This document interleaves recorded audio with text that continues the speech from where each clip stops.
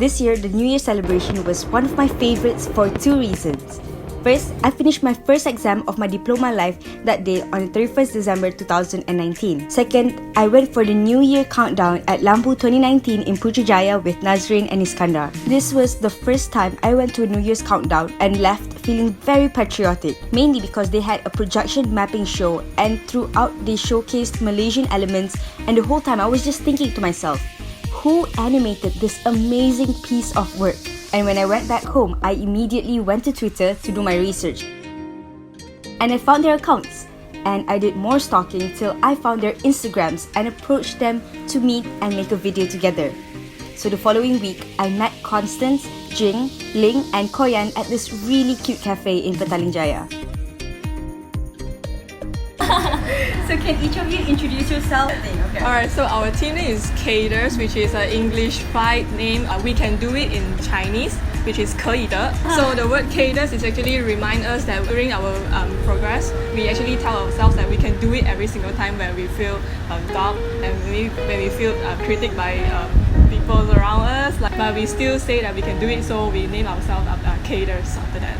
So can you guys tell me what is projection mapping all about and how did you find out about the competition? This Lampu competition, right, we treat it as our assignment because for this time we had this subject called independent project. While we were having the briefing of this subject, our department head, he came into the class like, hey, do you guys want to join this Lampu competition? And all of us were like, why not? Because it's something new and we know that projection mapping is something really grand and we really wanted to showcase our work in such a big stage. So we took up the challenge. Eventually, we won the first runner-up prize in the projection mapping competition, which is also the first time we participating in such big competition in Malaysia. The first runner-up prize is actually like a 2,000 ringgit Malaysia with an Apple iPad. So yeah, we are very glad with that. Congratulations! Thank you. And can you guys tell me all about the process of you making the projection mapping animation video and how long did it take for everything to come together? Because we actually had a team provided by the organizer already, which is Beautiful Malaysia. And then for our video, we are emphasizing on biodiversity, textures, culture, which is culture. We use textures to represent the cultures, and transportation system in Malaysia, and also the spirit of sportsmanship among Malaysians. Alright, to summarize the entire 1 month development, we actually break it down into like the first week, which is the ideation development, and then moving on to the second week, which is the animatics, where we need to have a pre-production rough draft video. It's like a storyboard. What were some challenges that each of you faced during the process of compiling everything? So I'm the one who did the first part, the opening part. So yeah, the biodiversity. So my challenges I face, because my art directions of my assets is like realistic. I need to achieve really a realistic nature kind of art style. Due to a big amount of polygons, so cannot render or the computer might crash. So I need to sacrifice some of the visual, some of the elements so that I can render. So for my part, after links will be the textures and cultures. So I'm taking part of the introducing the beauty of Malaysia in the sense of textures of each ethnic groups. So for the problem that I face is actually the video material that I need to include in the Cinema 4D, which is the software that we are using for the renderings. And the limitation is that most of our school computer labs cannot support this kind of video materials. Therefore, I need to like really heavily depends on my own laptop and also my friends' laptops for the renders to go smooth.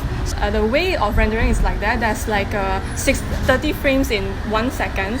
So some of us actually took like 20 minutes for a frame.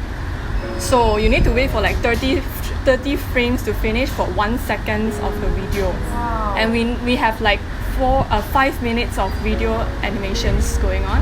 Yeah, so can you imagine that? For my part, it's the stimulation body of the Cinema 4D, which the stimulation is hard to control sometimes, and when it goes to rendering, I can't separate into several computers, and then I need to render one scene in one computer. So it takes 70 hours above to render a scene.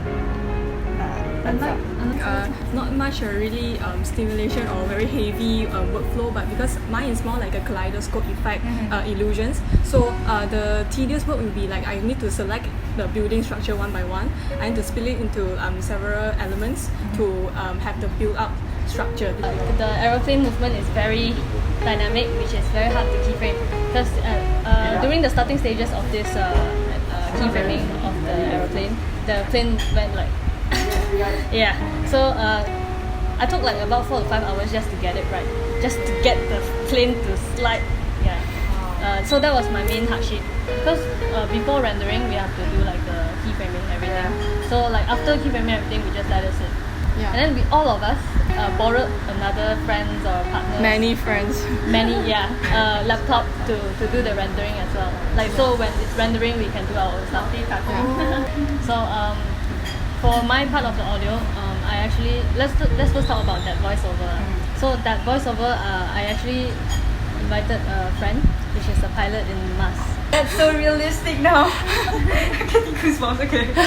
So for the LRT part also, if you notice like there's also LRT closing. Masjid Jami and all that. Station very good near. We actually recorded that as well.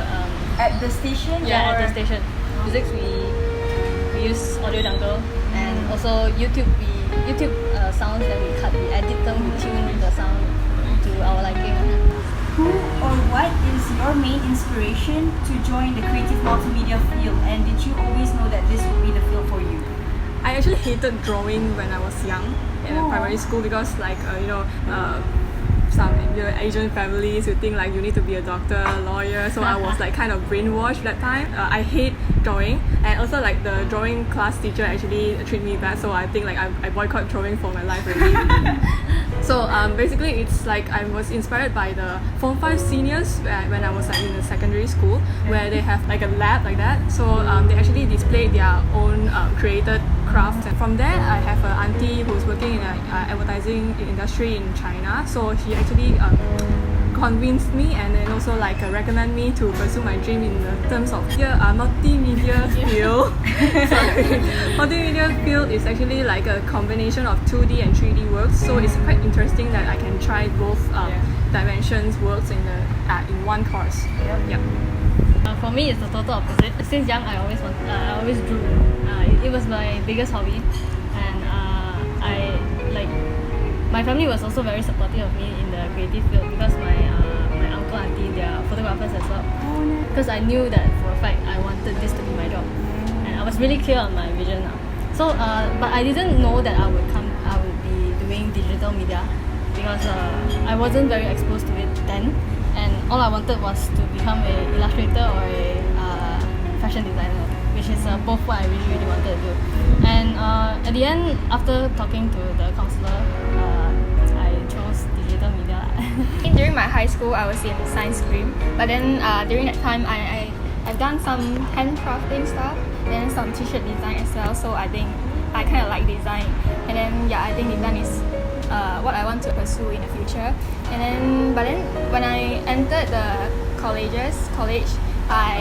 initially I thought of going with graphic design, but then after understanding the course guide of digital media design, I know that what I want to do is actually in digital media. For me, I don't know what to study at first, and then I have a conversation with my cousin, and he's studying multimedia design. I saw he's doing well in this industry. I think of have a try on it, and then I feel like it is interesting for me now. Sometimes when I go to events and I shoot events, people come up to me and say like, oh, where's your team, or who's your boss, because they don't think a girl can be a photographer. It's always a cameraman, because I want to pursue a career in animation, and a lot of people have told me that as a female in this industry, I might not like make it longer. Like I might be in the industry till I'm 20, and once I have a family,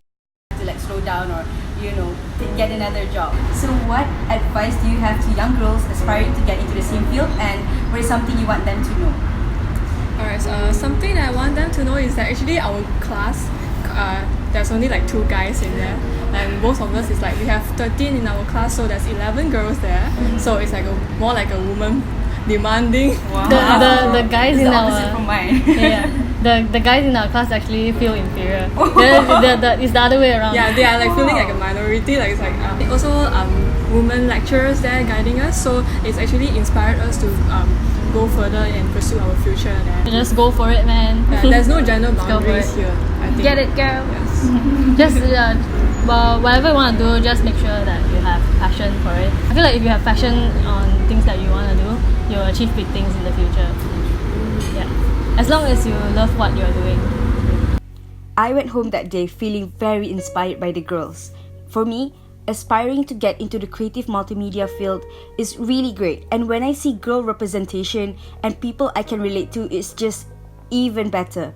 Because we're doing something similar, and that just adds more things to the motivation list, because if they can do it, why can't I? And these girls are in the process of developing their game for their university assignment, and I know they will come up with so many great things in the future, and I'm wishing you girls all the best.